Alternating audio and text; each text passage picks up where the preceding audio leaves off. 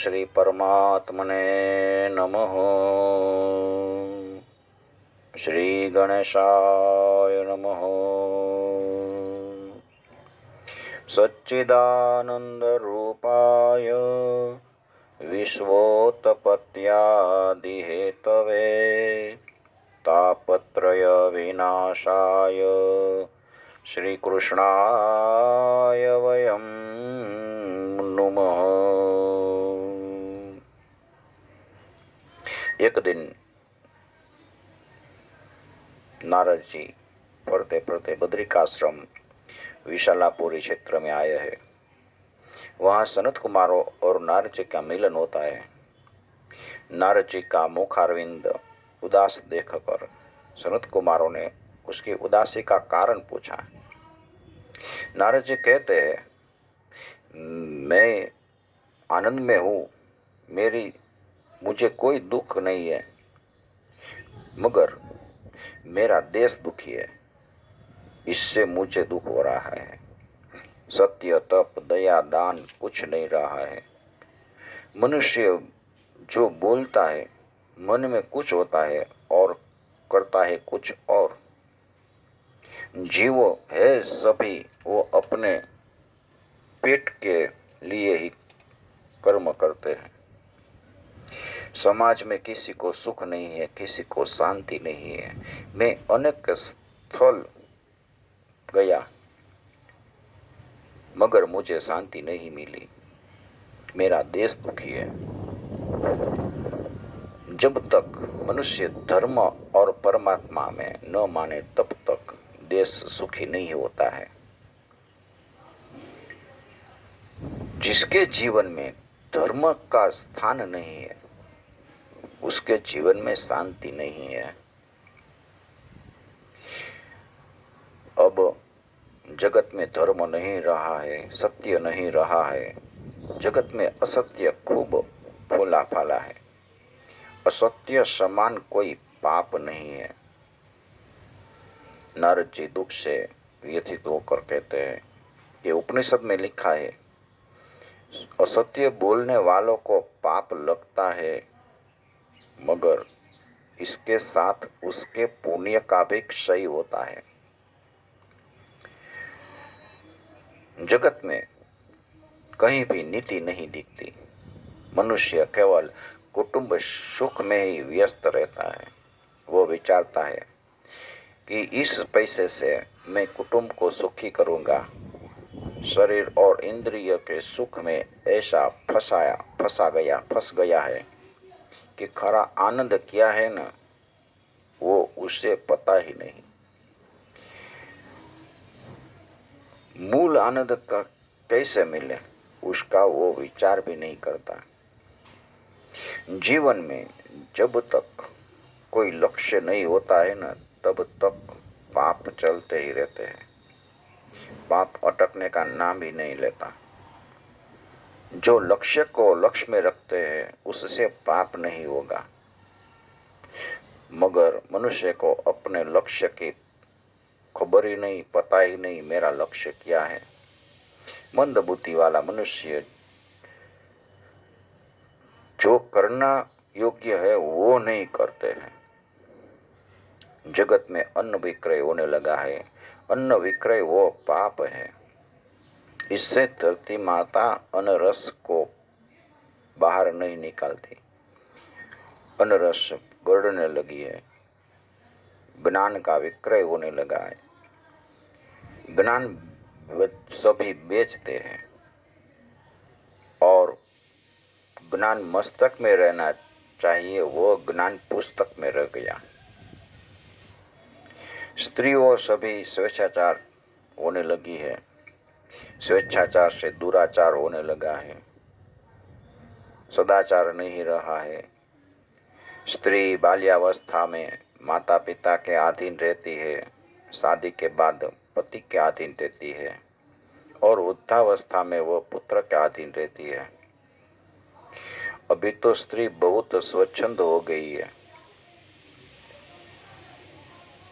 स्त्री दुखी है। नारद जी आगर बताते हैं कि जगत में मुझे कहीं शांति नहीं दिखनी। मिली। मैं फिरता फिरता वृंदावन गया। वहां मैंने एक कौतुक देखा।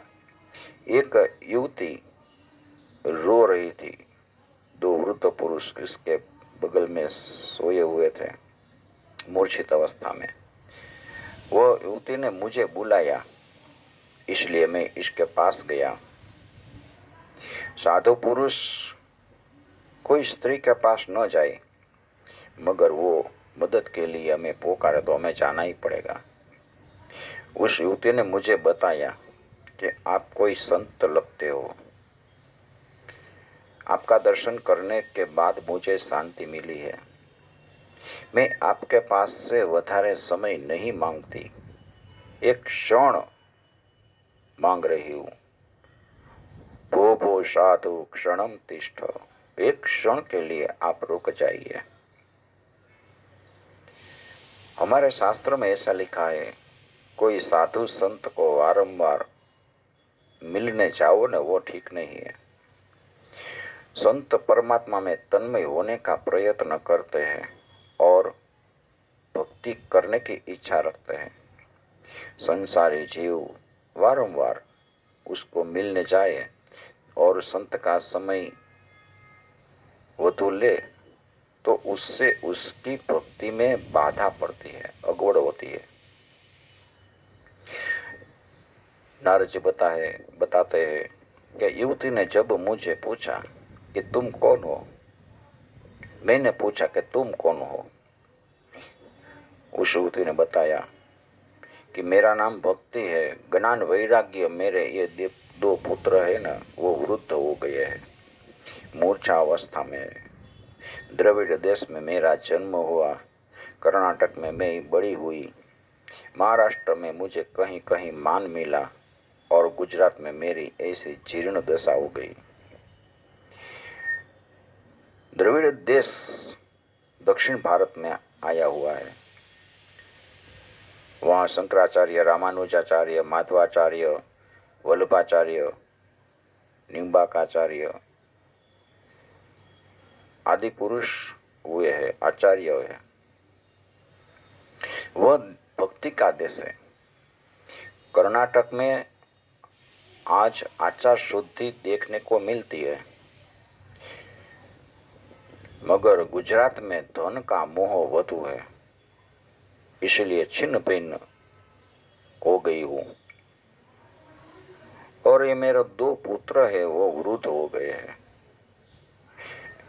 गुजरात में कलयुग का जीवन में आगमन हुआ और सभी भोग को मुख्य मानते हैं।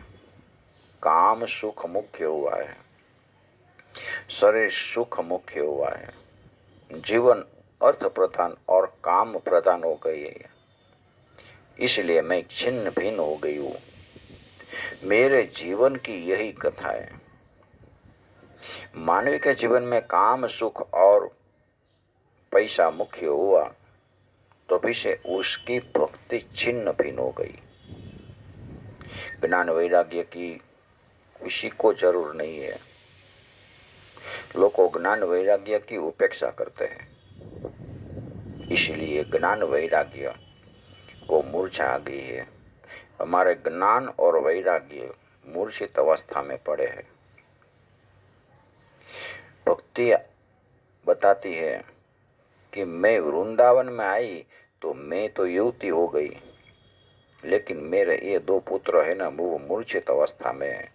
आप कुछ कीजिए।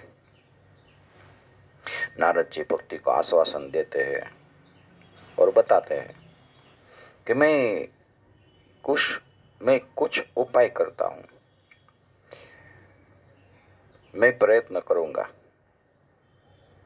ज्ञान वैराग्य को मैं जगाऊंगा, भक्ति का प्रचार करूंगा। नारद जी ने ज्ञान वैराग्य को जगाने के लिए उसके कान में वेद के मंत्र बोले, गीता के मंत्र बोले, लेकिन ज्ञान वैराग्य की मूर्छा दूर नहीं हुई। नारद जी चिंता में पड़ गए।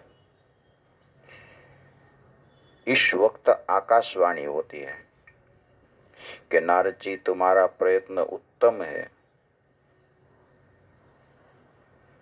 लेकिन तुम कुछ सत्कर्म करो।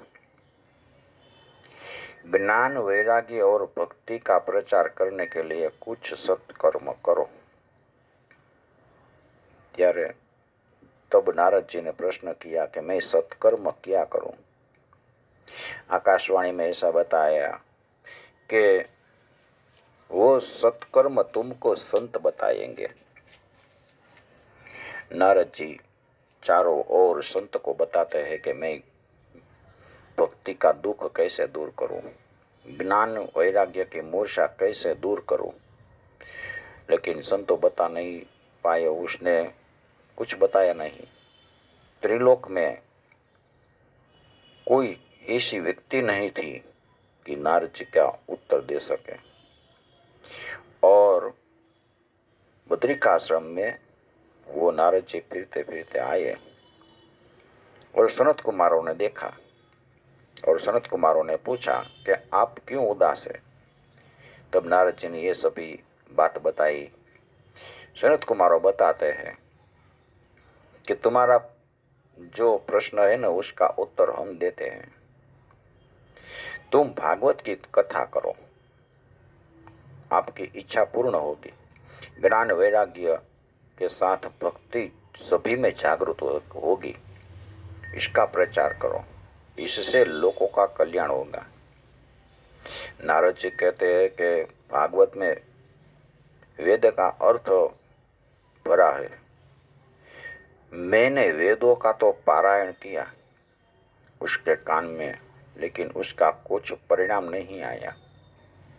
सनत कुमारों कहते हैं कि वेद में जो ज्ञान लिखा है उसमें से भागवत बना है, इसमें से भागवत निकला है। लेकिन भागवत में वेदांत करता भी दिव्य शक्ति है। भागवत सर्व वेदों में सिरमौर है। भागवत सर्व वेदों का सार है। दूध में से घी उत्पन्न होता है। दूध न हो तो घी न बने, और दूध से बढ़िया ताकत घी में है। घी में दिव्य शक्ति होती है। 2 तोला घी हो तो हम दीपक प्रगटा सकते हैं, लेकिन 2 मण दूध हो तो हम दिया नहीं कर सकते। इसलिए भागवत सर्व वेदों में सिरमौर है, ऐसा सनत कुमारों ने बताया। श्री परमात्मने नमः।